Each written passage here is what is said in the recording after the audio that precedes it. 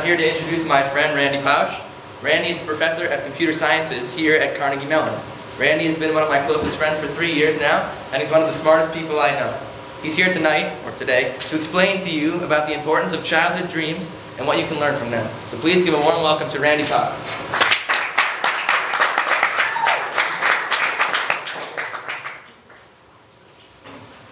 It's wonderful to be here. What you might not know is that this lecture series used to be called The Last Lecture. If you had one last lecture to give before you died, what would it be? So for those of you who don't know the backstory, my dad always taught me if there's an elephant in the room, address it. I have 10 tumors in my liver. The doctors gave me 3 to 6 good months of health left to live, and that was a month ago, so you can do the math. So it is what it is. We can't change the cards we're dealt, just how we play the hand. I assure you I'm not in denial. My family and I, we just decamped. And the other thing is I'm in really good health right now. It's the greatest thing of cognitive dissonance you'll ever see is that I'm in really good shape. So what we're not talking about today. We're not talking about cancer because I spent a lot of time talking about that and frankly I'm not really interested. We're not talking about things that are more important than my childhood dreams, like my wife or my kids, because I'm good, but I'm not good enough to talk about them without tearing up. We're also not going to talk about spirituality or religion, although I will tell you I've just achieved a deathbed conversion. I bought a Mac. So what's today's talk? Today's talk is about my childhood dreams, enabling the dreams of others, and lessons you learn from doing these things.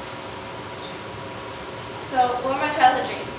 Well, I had a really good childhood. I was going back to the family archives and I couldn't find a picture of me where I wasn't smiling. And here, I even have a picture of me dreaming. When you're born in 1960 and you're 8 or 9 years old and you see men walking on the moon, you believe anything's possible. So my childhood dreams were playing in the NFL, authoring an article in the World Book Encyclopedia, and being a Disney Imagineer. So first, football. I didn't get to play in the NFL, but I learned more from this dream and not accomplishing it than any of the other ones. I signed up when I was 9 years old, and I had a coach, Coach Graham. And he was this big hulking guy who played linebacker for Penn State. And we were all really scared of him. So the first day, we come to practice, and he doesn't have any footballs. And we're all wondering, well, how can we play football without a football? So one of the kids asked him, well, you know, how are we going to have practice? And he said, well, I have a question for you. How many people are on the football field at any one time? And we said, well, 11 on each team, 22. He said, exactly. And how many people are touching the football at any one time? And we said, well, 1. And he said, right. So we're going to focus on what those other 21 people are doing and not worry about that one person. And that was exactly right, because it was all about fundamentals. You've got to get the fundamentals down, or the fancy stuff just isn't going to work. After that, I had another coach, Coach Setlin, and he taught us a lot about the power of enthusiasm. He did this one thing where he'd put everyone on the team in the most horrifically wrong positions for them. Like the short guys become receivers, right? It was just laughable. But it was a really good thing because when you put someone in for that just one play, you're really going to mess with the other team's head. To this day, I'm most comfortable on a football field. When I'm working on a hard problem, you'll see me just walking around the halls with a football, and just because when you train for something young enough, it kind of becomes a part of you. One of the expressions I learned which pertains to this is experience is what you get when you didn't get what you wanted. What this means is things that we learn sometimes are a head fake, or an indirect learning. You think you're learning something, but really you're learning something else. In football and every other sport your parent will put you in is like that, because they don't want you to learn football or swimming. They want you to learn teamwork, perseverance, sportsmanship, etc., etc. And these kinds of head fakes are everywhere, so we have to look out for them. My next one, being an author of the World Book Encyclopedia. Once I became an expert on virtual reality, but not like a really important one, I was at the level that the World Book people would badger. So they called me up and I wrote an article, and if you look there today, it will still be there. One thing I learned about being an author of the World Book Encyclopedia is that Wikipedia is a perfectly fine source for information, because I know the quality control for real encyclopedias. They let me in. So my last one, being Disney Imagineer. When I was 8 years old, my family and I took a cross-country trip to Disney World. And for those of you who went to foreshadowing, this is me on the Alice ride. And this is just one of the greatest places I'd ever been, and I really enjoyed it. But instead of saying, gee, I want to experience stuff like this, I said, gee, I want to make stuff like this. So I bided my time, and I graduated with my PhD from Carnegie Mellon, and I dashed off with my letters my application letters to Walt Disney Imagineering. And I got some of the damn nicest go-to-hell letters I've ever received. I mean, it was just, we've presently reviewed your application and do not have any positions available that require your expertise. And this is coming from the place that's famous for the guys who sweep the street. So it was kind of a setback. But brick walls are there to prove, the brick walls are there for a reason. They're not there to hold us back. They're there to let us prove how badly we want something. They're there to stop people who don't want their dreams badly enough. They're there to stop other people. So a couple years later, Disney Imagineering was working on a virtual reality Aladdin project, and I had to brief the Secretary of Defense of virtual reality. So I called up Disney and I said, well, I'm briefing the Secretary of Defense, and your virtual reality system is one of the best in the world, so I need some information. And well, they were kind of pushed back, and the PR department was kind of pushed back, and they said, well, we don't have any information because it's so new.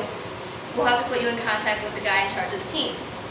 So I talked to John Studio on the phone, and he gave me some information, and then I asked him, well, I'll be in the area shortly for a conference, why don't we get together and have lunch? Translation: I'm going to lie and tell you I have to be in the area, when really I go to Neptune to have lunch with you.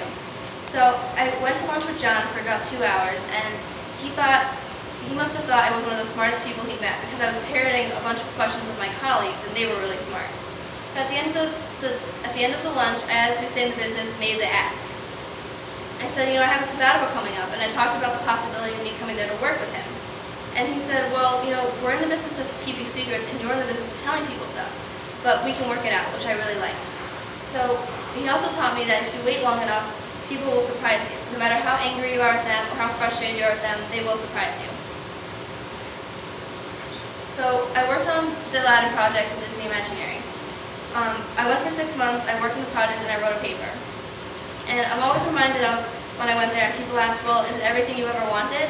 And I said, do you know the movie Charlie and the Chocolate Factory, where Gene Wilder says to the little boy, he said, do you know what happened to the boy who got everything he ever wanted?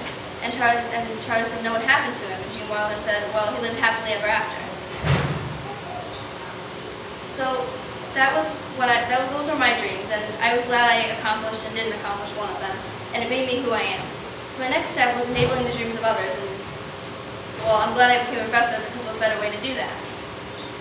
So I created a course called Building Virtual Worlds. I took 50 students from the different departments of Carnegie Mellon, and they were randomly chosen teams within those 50. They'd work for 2 weeks, they'd present their project, and then we'd shuffle the teams, they'd do it again. So there were 5 projects each semester.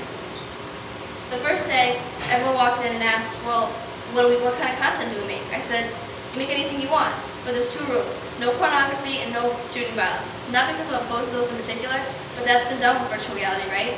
You'd be surprised how many 19-year-old boys are completely out of ideas when you take those off the table.